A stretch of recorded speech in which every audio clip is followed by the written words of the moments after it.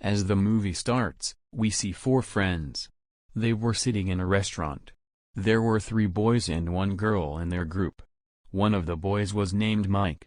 They were talking to each other about how Halloween is coming, so why don't we mistreat others? Mike says that, like always, he will bully Jacob. I will torture him. In fact, Jacob was an innocent boy. Mike used to tease him every year. Hearing this plan, their female friend forbids them. That you should not tease others like this. What is Jacob's fault if you people tease him every year? Mike says that your question has an answer. We tease him every year, and now we are accustomed to it. You don't know how much fun it will be to tease him. That girl also forbids her best friend, who was present in that group, that you will not do this. But when Mike does not obey her, she leaves. Then we see that Mike and his friend have eaten food. Then they go to the manager to pay the bill. The manager tells them that Halloween is coming. What are your plans for Halloween? Mike tells him that we will torture a boy badly. We will have great fun. The manager also shows his interest. He says that I also want to know, I want to see, how will you torture him? Mike refuses and says that no, this is my and my friend's plan. That manager requests him. At last, Mike agrees to take him with him to torture Jacob. Now let us know, who was Jacob? He was a mental boy whose brain doesn't work properly. He couldn't think of anything more. He loves to eat candy. He likes corn candy the most. He used to carry that candy with him in a pumpkin basket. He goes to a festival. Basically, he was there as a worker. So, the owner of the festival asks him to do the work barely with his full effort. So remember, don't do such activities, which can become the reason for our insult. Then the owner says that the show is about to start, so get ready. But as Jacob came outside, Mike and his friends were standing in front of him. They start teasing him. But Jacob was irritated at having to bear all this. He pushes Mike in his defense, so that he can't harm him. But Mike gets aggressive. He starts beating him badly. His friends were also beating him. Due to it, Jacob dies there. The female friend of Mike was also seeing this all happen. She was standing there secretly, but she was nervous. How can they take someone's life? Then we see that when Mike and his friends go home, they were not regretting that they had taken someone's life, because they say that it was Jacob's fault. We torture him every year, and he bears our torture. But this year, to protect himself, he pushed me. So why can't I be angry? That means they were so cruel. On the other side, we see that the female friend of Mike was feeling bad for Jacob. When the owner of the festival sees that someone has killed Jacob, he gets aggressive that how can someone kill my worker? He was a good-hearted man. He lifts up Jacob's body and takes him inside. He puts a mask on his face. After it, he performs a ritual. Due to it, the soul of someone comes into Jacob's body. Now the injured Jacob becomes revived, to take revenge on them for his murder. On the other side, we see that the female friend of Mike goes to the sheriff of the town. She tells him everything, including who killed Jacob and how they killed him. Hearing it, the sheriff says, "Okay, I'll note it, but I still didn't receive any reports about it." But when the sheriff comes to know that his son was also included in those who tortured him, but he didn't believe this, that I am the sheriff and how my son can do this, he goes directly to the owner of that festival. He asks him, "Where is Jacob? What has happened to him?" That owner says that they misunderstood that he was dead. He was injured, and I have sent her home to take some rest. That was the truth. We can't count Jacob's death after this action by that owner. The sheriff goes to Jacob's house and knocks on the door. But when no one opens the door, he returns. Then we see the female friend of Mike. Her friend comes to meet her. He tells her that the sheriff has conducted an investigation. He comes to know that Jacob is still alive. Hearing it, she gets calm and says, "Thank God he is alive." Then we see the manager, who killed Jacob along with Mike. He was telling someone that my Halloween was so good. I had a lot of fun for the very first time. After it, he goes to the washroom, and there is the pumpkin basket. There was corn candy in that basket. He was about to eat it. Meanwhile, Jacob arrives there. Jacob kills him badly while tearing his belly. This means he has taken revenge on his one murderer. The sheriff also arrives there and starts investigating. Candy corn was spread everywhere. When the sheriff investigates, he comes to know that manager was also included in the group that tortured Jacob. He gets suspicious that it was done by Jacob. Jacob had killed him. The female friend of Mike was also there, and she came with her best friend. The sheriff also says everything. They tell everything to Mike and his friends.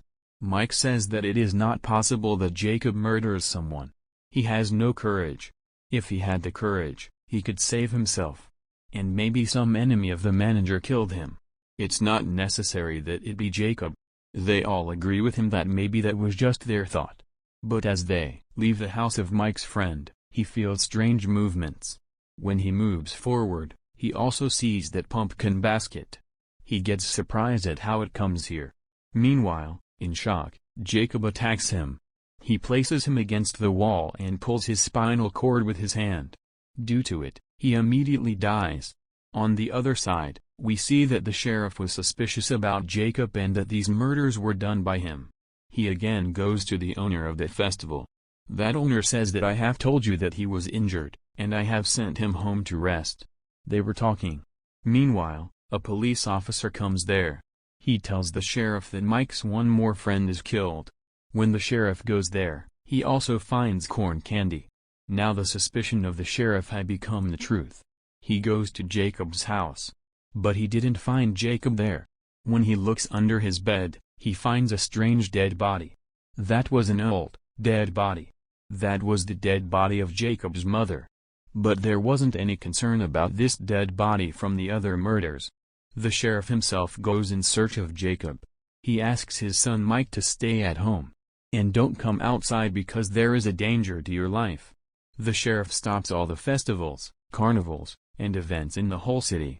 He asks everyone to stay at their homes. Hearing it, they all get angry. The staff of the festival owner also becomes aggressive with him. That you are hiding something from us.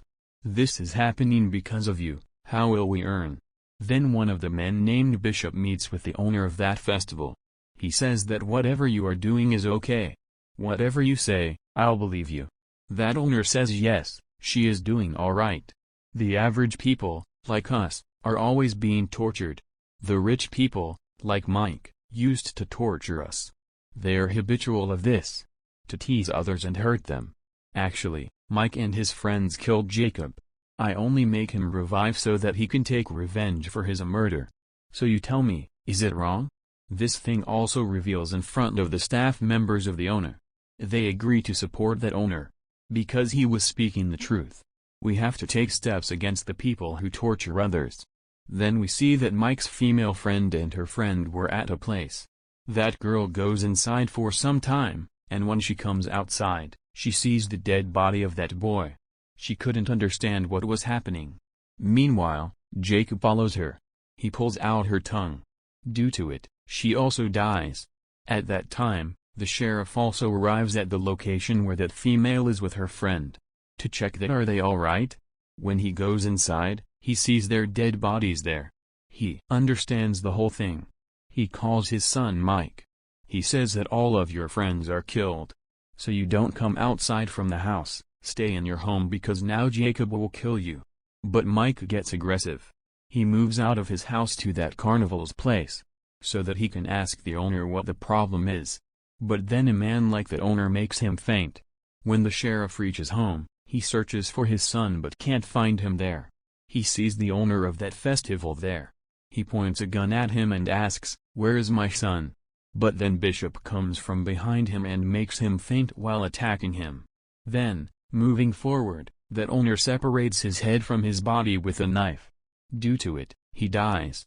Now we see Mike, and when he opens his eyes, he sees that he is tied to a chair. There are none around him.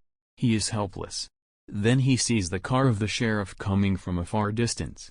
When he sees his father's car, he becomes happy. That my father comes to save me. But this was his misunderstanding. His father wasn't in that car. His head was on the car. When the head is cut off, Mike starts crying while seeing his father's head. He knew that he would also be killed because his father wasn't there. Everyone is killed, nobody's left. Then Jacob came in front of him. After torturing him, he will kill him. He separates his arms from his body. Then he takes out his teeth one by one. Like this, he kills him while torturing him. The scene changes, and we see the owner of the festival. He was doing his festival in the other city. There, he gives a necklace to a girl. That was made by the teeth of Mike. He was telling her about Jacob. That girl says that I didn't believe this. That is how he becomes revived and kills others. So, that owner tells her that some people take others' lives for no reason. To make them learn a lesson, Jacob was revived.